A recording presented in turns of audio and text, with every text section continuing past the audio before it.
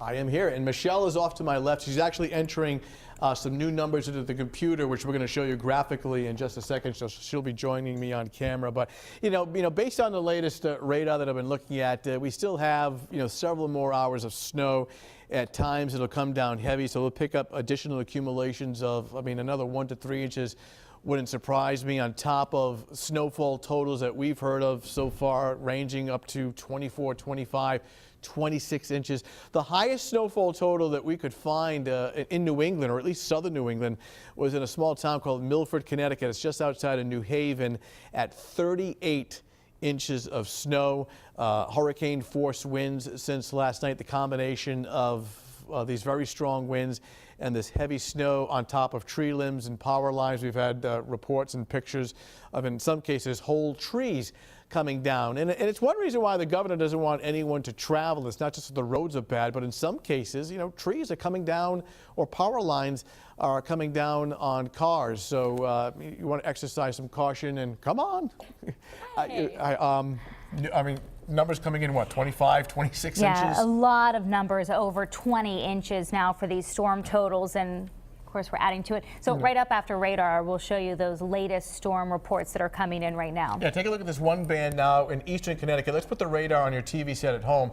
And we're almost out of the woods here as far as the back edge of the precipitation. You can see it passing through western Connecticut right now.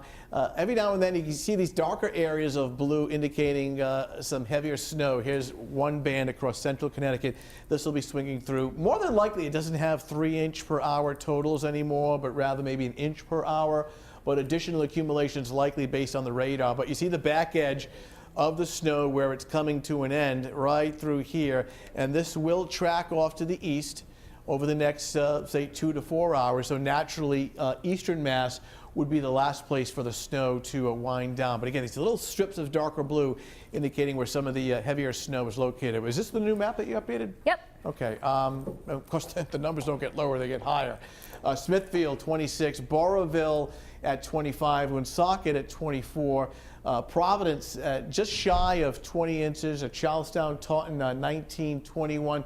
And you look at these totals from like Burrillville and Smithfield, and it's the reason why a couple of days ago we were putting the number 30 inches in our forecast for snowfall accumulations, and here's the reason why. Look at these totals now, just shy of that 30-inch mark, and in some cases just over the border in nearby Connecticut with amounts of over 30 inches of snow. So here's our Futurecast. In other words, it takes the radar now and it shows us what it will look like into the future, and we continue to see these narrow, and just follow the clock right up in here, and it shows these little bands of darker blue coming through indicating some slightly heavier snowfall. But watch how the main axis of precipitation starts to shift off towards east coastal Massachusetts. So by 2 o'clock, leftover light snow showers in eastern Massachusetts, but Rhode Island, Connecticut, we start to see a clearing trend by later in the afternoon and towards the evening hours. Even though the snow comes to a stop later on this afternoon, the strong winds will continue, so blowing and drifting of snow will continue. The tree limbs are still weighted with very heavy snow, so even the slightest puff of wind can still take down a power line or a tree limb. So we still have several hours to go through as far as snow and wind. Team coverage and Eyewitness News on the blizzard of 2013 continues. Still a lot of information to give you.